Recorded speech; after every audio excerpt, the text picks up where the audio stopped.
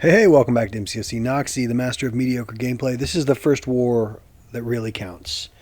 Our alliance did awesome last year, 11-1, rolling over people, just crushing people. You see the opponent has a very similar war rating to us, just like 3 points below us. They've banned those attackers. Those are all good bans. Here I've got, on Mystic Dispersion, a Tigra. Big girl kitty cat there.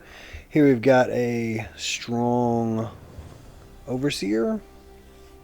Then I've got that Sorcerer, that Misty, and that Nimrod here for War 1. And you're going to see this Tiger fight, which was definitely the fight I was most worried about and most scared of. Tiger, things can go wrong real fast, so I'm trying to see if they have willpower on, which it looks like they do, which is great for me on this path with Warlock. It means I'm going to be able to control her power gain and constantly draining her. So the goal here is to keep an infection up if possible. Try not to trigger Mystic Dispersion, which I do right there. Got lucky. And like I said, keep the infection up because she's healing right now because I let the infection fall off. She's throwing specials. I'm trying to make her pay. I do with this SP2. She's draining herself, and she'll continue to drain herself as long as I can keep that infection on. So the fear here is the SP2. I just have a hard time outranging that one, but didn't have to face it, so that was great. That fight went, except for that one trigger of Mystic Dispersion, everything went perfectly there. Didn't get punished even for when it triggered. So here we've got an Overseer. It's easy. A rank 3 unduped Overseer. I got one of those. He's fun. I run him in AQ for my path every day. So this fight is going to go pretty well. I think I take a couple shots, but his debuffs heal me right back up.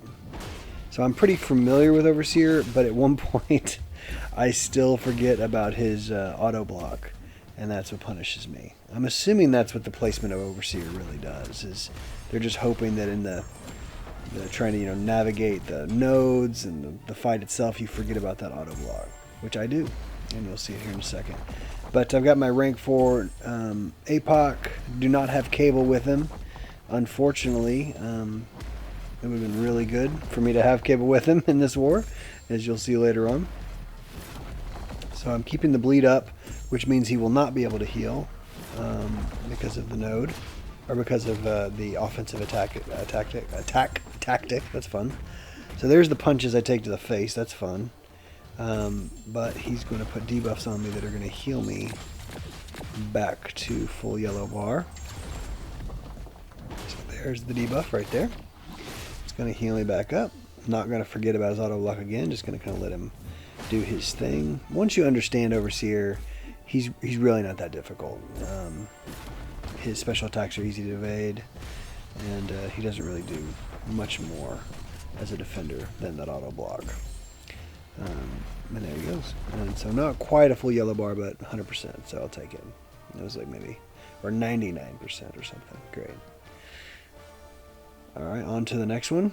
This next fight is Sorcerer Supreme. This should be my last Warlock fight, so I take it kind of casually. She is a Mystic Dispersion defender, so I have to be careful of that. I have a Sig 200 5-star, and I got my unduped 6-star just sitting at rank 2. I don't know what to do with her. I'm trying to figure it out, though. I'm trying not to use dexterity, but there it goes. So, got to be careful for the Mystic Dispersion. Oh my goodness, just made a mistake there. Not gonna sweat it though. This is my last Warlock fight. Try not to parry. Try to let her healing drain her, because she's not going to heal. Got 2 infections up, so the healing is a no-go.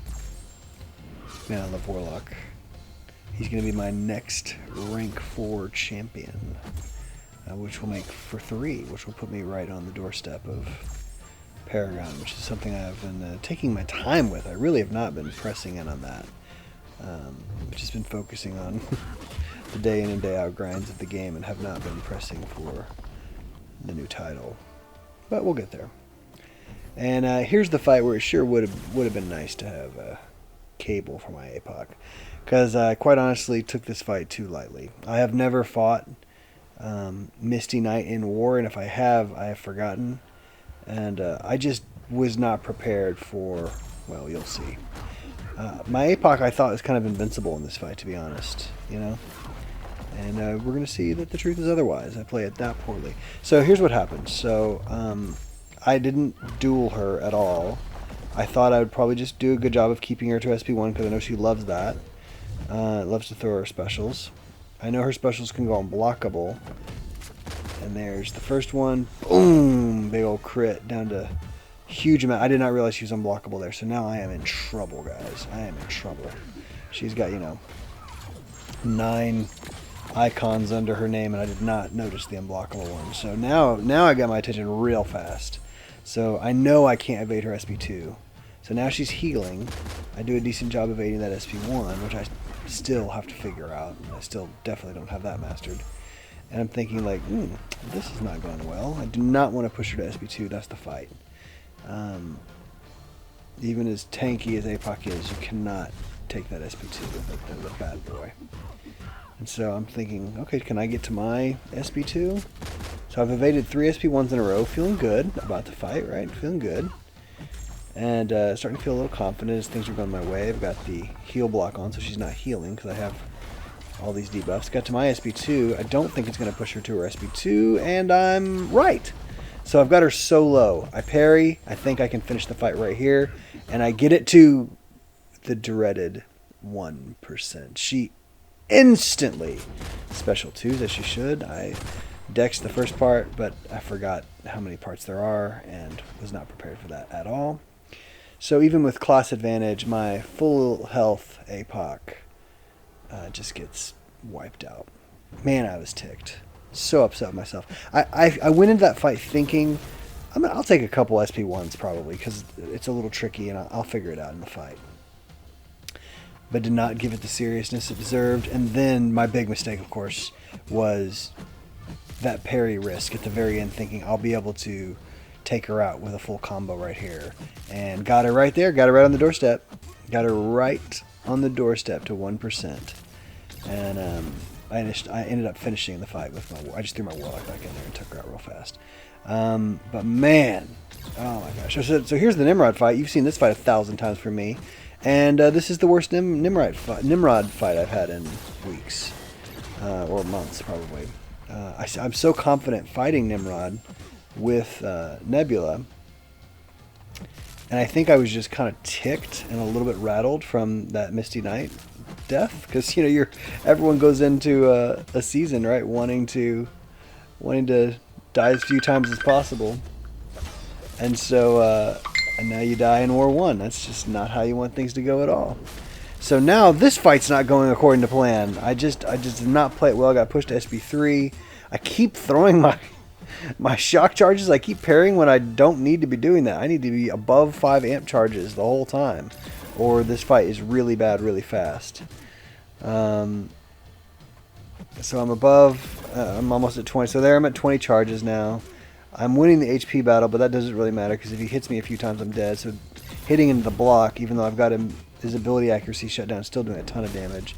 So I pushed into his SP2, which is just one of the easiest specials to evade. He's got me right on the doorstep, but I take him out. So, yeah. And by the way, we got obliterated in this war. Man, the other alliance played awesome. And we played like trash. So we're starting the war season out 0-1. I contributed, but really, we lost by so many deaths. It was embarrassing. So not the start we want for this war season.